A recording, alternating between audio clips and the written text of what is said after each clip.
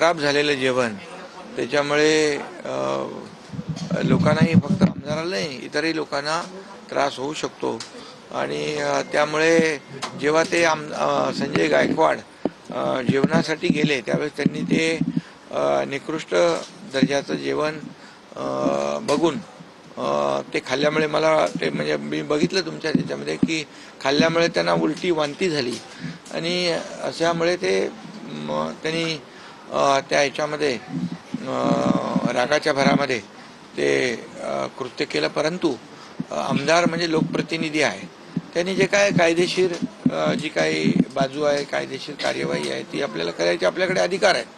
त्यामुळे असं कुणालाही मारहाण करणं हे योग्य नाही आणि बिलकुल मी संजय गायकवाड यांना समज दिलेली आहे.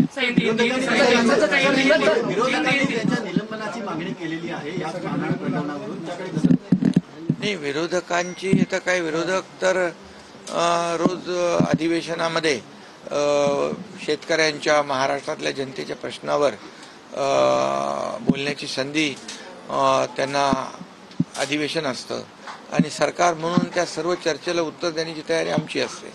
परंतु त्यांना सभागृहात बोलण्यापेक्षा त्यांना बाहेरच बोलण्यामध्ये जास्त इंटरेस्ट असतो, कारण तुमचे सगळे कॅमेरे असतात तिकडे आणि त्यामुळे त्यांच्या प्रत्येक गोष्टीला त्यांची जे काही सत्ताधारी पक्षावर आरोप करण्याची आणि अशा प्रकारची कृती त्यांच्याकडून दुसरं काय अपेक्षित आहे. परंतु मी एवढंच सांगेन की लोकप्रतिनिधी मग कुठल्याही पक्षाचा असू दे त्यांनी आपली जबाबदारी ओळखली पाहिजे आणि जबाबदारीचं भान ठेवून वागलेही पाहिजे.